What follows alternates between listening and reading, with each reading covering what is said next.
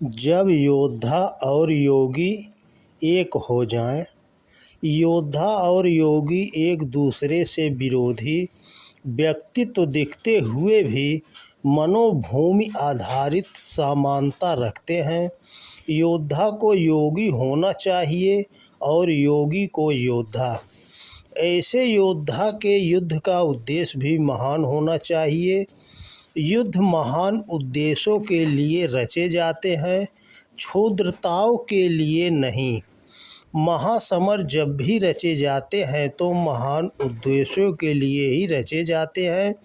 योगी की तरह योद्धा में भी मन का संयम, मन का संतुलन, मन की एकाग्रता व मन की स्थिरता होनी चाहिए, तभी वह युद्ध में विजयी हो सकेगा। एक अस्थिर और असंतुलित मन का व्यक्ति योद्धा नहीं हो सकता है। इसी प्रकार योगी के अंदर यदि योद्धा के समान जुझारूपन नहीं है, धैर्य नहीं है और दीर्घकाल तक संघर्ष करते रहने की मनोभूमि नहीं है, तो वह योग नहीं साध सकता।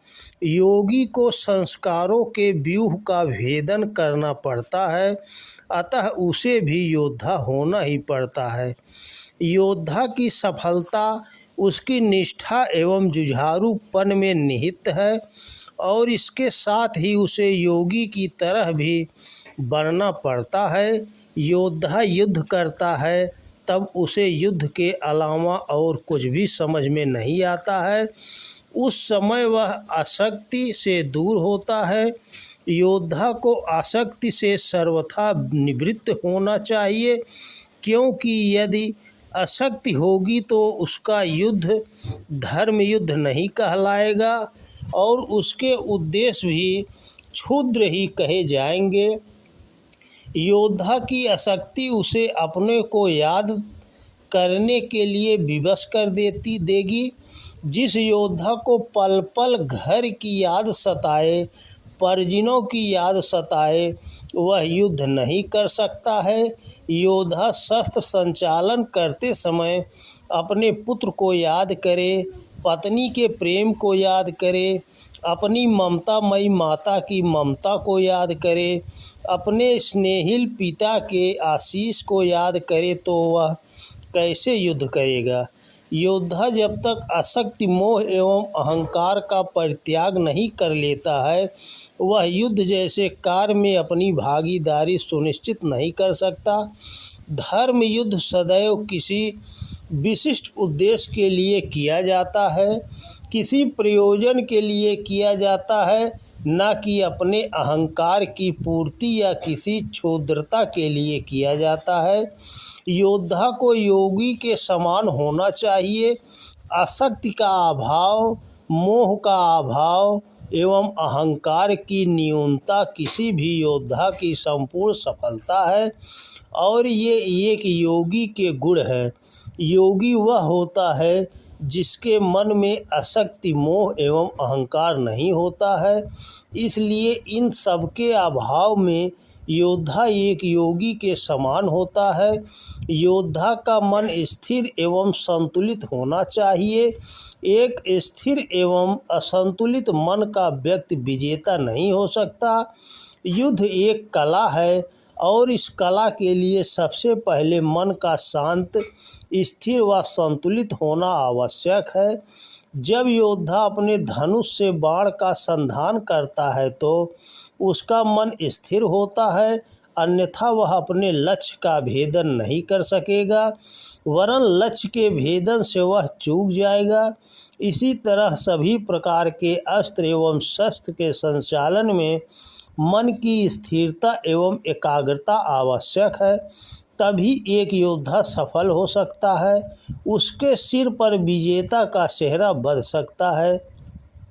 योद्धा में अपार धैर्य, सहनशीलता एवं जुझारूपन होना चाहिए।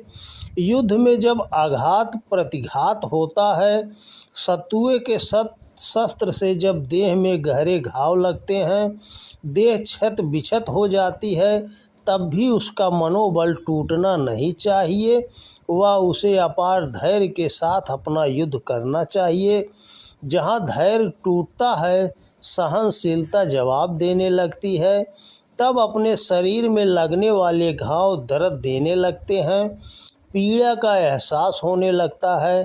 परंतु जब योद्धा केवल निष्ठा एवं साहस के साथ युद्ध करता है, वह अपने लक्ष्य के प्रति सचेष्ट होता है, तो फिर भी वह किसी आघात प्रतिघात से भयभीत नहीं होता है और उसके हाथों से तलवार ऐसी चलती है जैसे आसमान में बिजली कांधती है। फिर योद्धा बिना किसी की परवाह किए युद्ध लड़ता है। इस तरह योद्धा का एक योगी के समान होता है। योगी को भी युद्ध के समान होना चाहिए। योग के लिए दृढ़ मनोभूमि का होना आवश्यक है, क्योंकि योगी को अपने चित्त को पार करना पड़ता है। परत दर परत संस्कारों का निराकरण करना पड़ता है, अपने प्रारब्ध से जूझना पड़ता है, उस पर विजयी होना पड़ता है। योगी को अपने प्रारब्धों के प्रबल झंझावालों के चक्रव्यूह को तोड़ना पड़ता है, संस्कारों के व्यूह का भेदन करना पड़ता है और ऐसी स्थितियां परत दर परत होती हैं। योगी का यह युद्ध अत्यंत खतरनाक होता है, क्योंकि उसे एक योद्धा के समान सामने वाले शत्रु से नहीं बल्कि अदृश्य शत्रुओं से भी मोर्चा संभालना पड़ता है। योगी को संस्कारों के अनगिनत व्यूह को भेद करके आगे बढ़ना पड़ता है।